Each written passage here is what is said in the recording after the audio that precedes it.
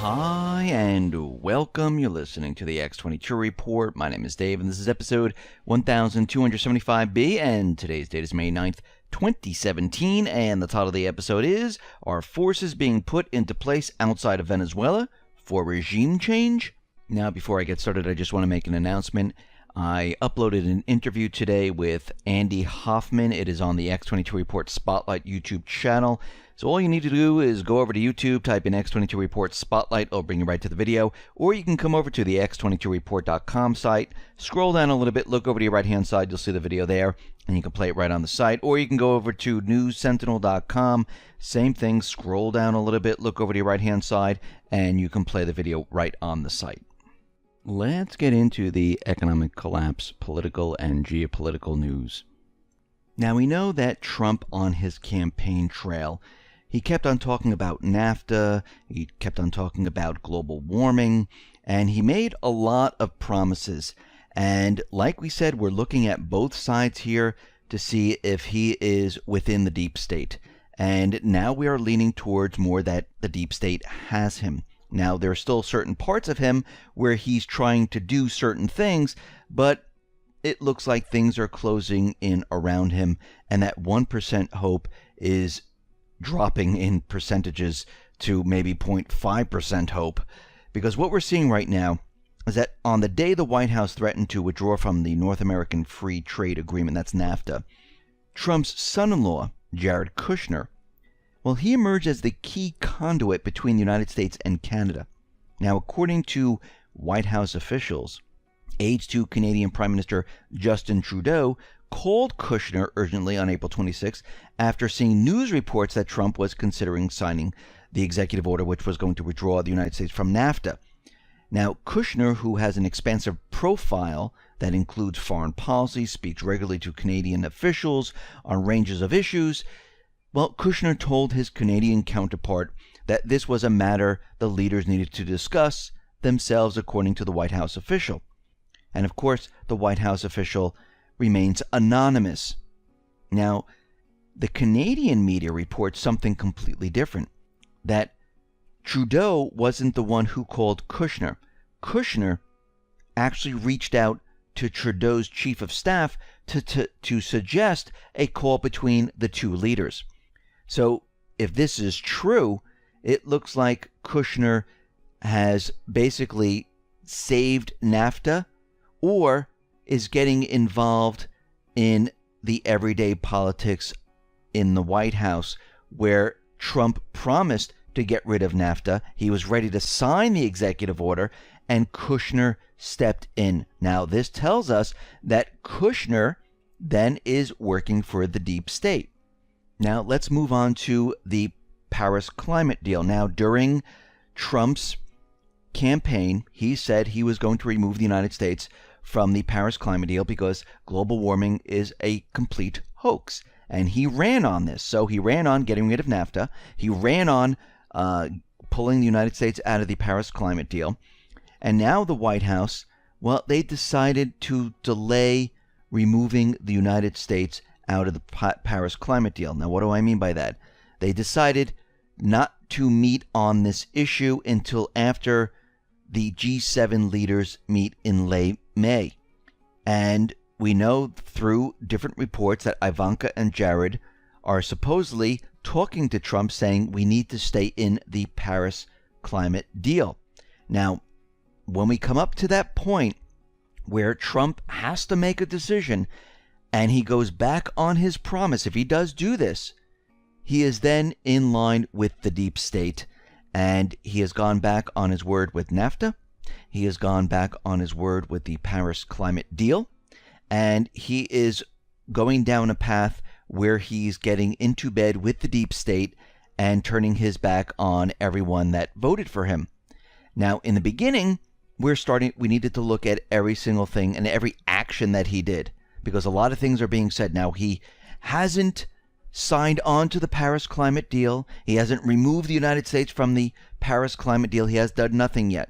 NAFTA, he's still in negotiations to see how that all works out. Now, we're still waiting to see what he does at this point, but we can see that things are not in his favor as of right now. The only thing that is working is that the arrest of people caught trying to sneak into the United States from the Mexican border, well, it has declined again. It's amazing when you follow the law and you actually take those people who are coming across the border illegally and you send them back, all of a sudden, less and less people try to do it. And less illegal immigrants enter the country. It's not the same as immigrants. These are illegals that aren't going through the process. And it's amazing how you don't need a wall for any of this.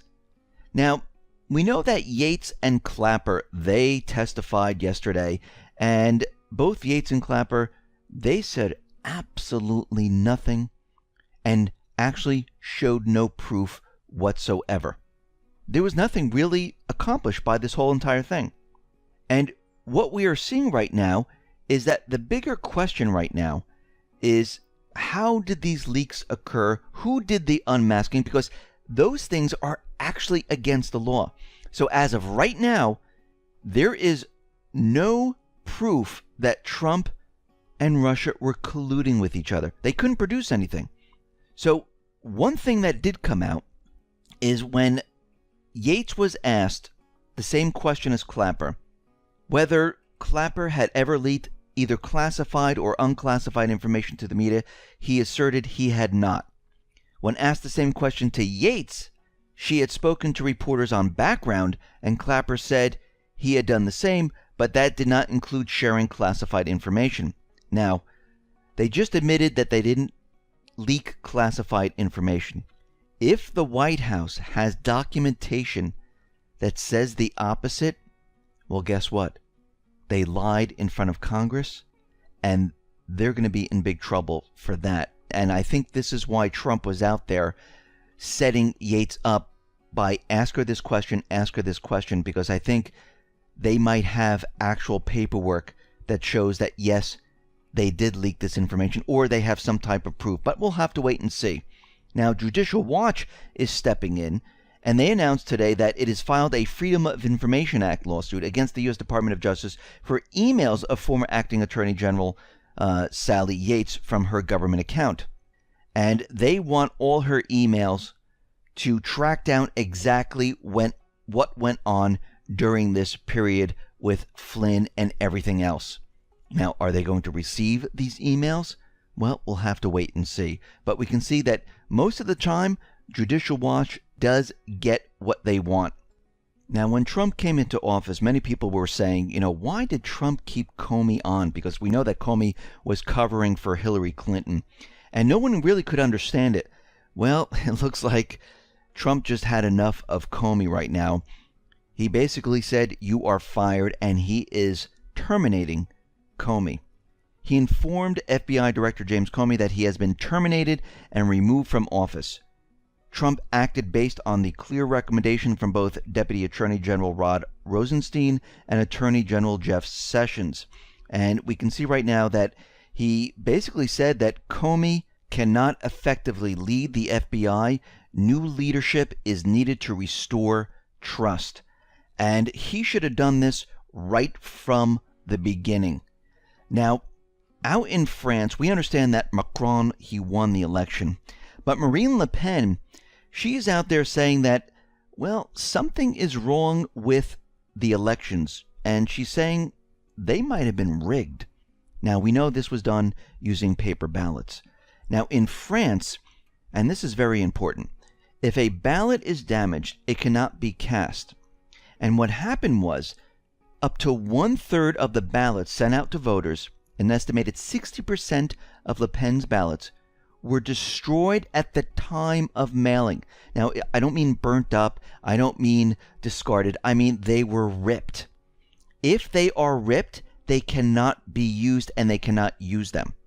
And they arrived in this state. When people opened up their envelopes, this is what they looked like. They looked like they had a little tear in them, and it looks like the tears are in all different places.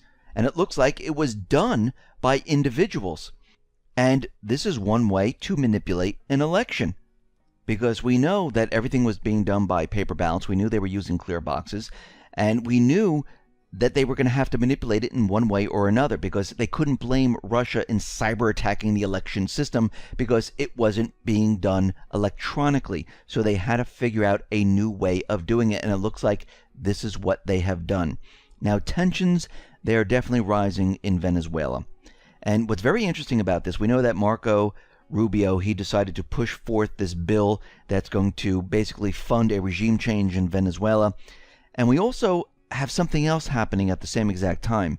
3 South American countries are preparing to hold a large military drill near Venezuela later this year.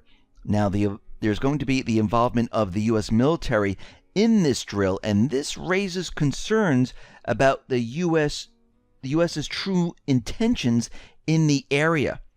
Are they bringing the military up to this area because they know that there's going to be regime change at this point?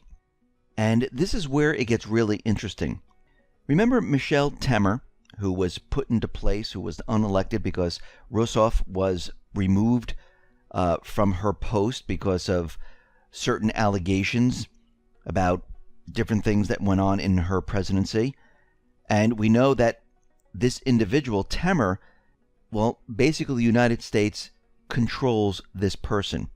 And Brazil invited the U.S. to participate in these drills. And we have to remember, the U.S. has funneled millions into Venezuelan opposition parties since the failed U.S.-led coup against Chavez in 2002. They've spent between 50 and 60 million since that point to have regime change. And now they're going to add another 10 million because of Rubio's bill, if that is passed. So we can see that it looks like they're on track to have regime change in Venezuela. Now, out in Syria, it looks like the Arab League, well, they had a change of heart right now. They're saying that they're not going to suspend Syria's membership anymore. That is now canceled. They're going to allow them to remain. Now, we know that Russia and Syria, Iran, Turkey, they set up this no-fly zone. Now, the Pentagon is out there saying, listen, we will fly our planes anywhere we want. We will hit any target that we need to hit. It doesn't matter what Russia says. It doesn't matter what Syria says. And what's very interesting about all this is that the United States is in a sovereign country with an elected president. They were not invited into this country, and they're telling this president and the country that they can fly their planes anywhere they want and destroy any target they want. Well, actually, no, they really can't. And what's very worrisome about all of this is if they attempt to do this and Syria or Russia, one of their systems locks on and knocks one of their jets out of the sky, we are then moving into World War III. Now, is this all talk? Most likely.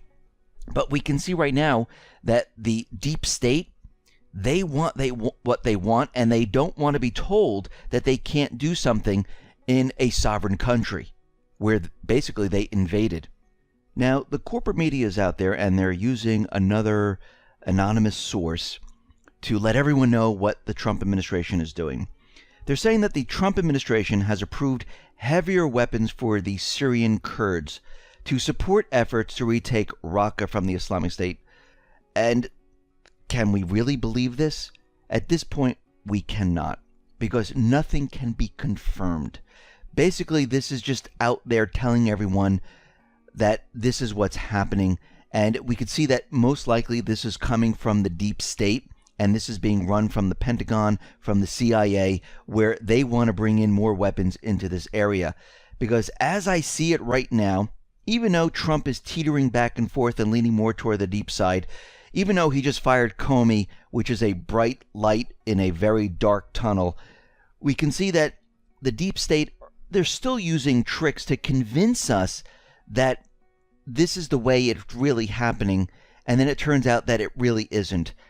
So we need to watch this very, very carefully, because we have to understand that Trump fired 59 missiles into Syria, and the corporate media was out there telling us that troops are being ready to be maneuvered in, we're going to be invading, and we're going to be going into North Korea, and all this information that they've been throwing at us really turned out to be fake. The 3 aircraft carriers are headed towards North Korea, and we could see that most of this stuff turns out to be fake. You know, China was amassing 150,000 troops on the border, Russia was doing the same, and all of this turned out to be completely fake news to push their agenda to make us think we're going to war. I mean, they still want war, but they're trying to build it up. Just like the build-up on North Korea, where they keep saying that they're testing nuclear weapons, and so far they haven't shown us any proof. Now, again, we're getting this from another anonymous source, and it doesn't fit into the pattern of what Trump is doing. And even though we see that he delayed the climate meeting, even though that he's negotiating NAFTA, he still hasn't made a final decision. He has made a final decision with Comey, which he just fired, because Comey was working with the deep state. So we are still looking at all these indicators to where he actually really stands. Now, something very interesting. They keep bringing up the idea that North Korea is going to hit us with an EMP. They have satellites flying in space right now where they have the ability to basically shoot down an EMP wave into the U.S. and knock out the power infrastructure. Others are saying that they have the ability to cyber attack the U.S. power grid. And they're continually bringing this up, saying that North Korea is getting ready to do this. And every time I hear this type of news, I think that the deep state, they have already planned to do this and to blame this on North Korea. And like I said, they have been planning and pushing a main event to get this war started. And what better way to do this by pushing their agenda by knocking out certain parts of the power grid. And this is what I do believe back in 2003 is what they were doing, where they were testing to see if they had the ability to bring down parts of the power grid. And they were able to bring down the East Coast for a couple of days. And I believe this was all being done in purpose. Everything they do is being done because they planned it well in advance. They knew that eventually that they had certain plans, and they have multiple all at once, where they're going to use this. And like I said from the beginning, they will be using some type of cyber attack, maybe an EMP, to convince us that they just exploded a nuclear weapon, even though it really wasn't coming from North Korea. They're going to try to use this type of false flag to convince us to get into war. And this is going to be a last-ditch attempt if they can't get anything else done, because we can see right now nothing else is being done in this area because they have a major problem. The president that was just elected in South Korea, he wants to have a dialogue with North Korea. Now, most likely, they're going to have maybe some type of an event in South Korea to try to change the South Korean president's mind. And this is what we are looking at right now, because we can see that at this point they are desperate. They need to push their agenda, and they are running out of time, because we can see right now in Syria, this whole strategy in Syria for these de-escalation zones is to basically protect the west portion of Syria, and then to drive east and to get rid of the Islamic State once and for all, to get rid of the United States once and for all.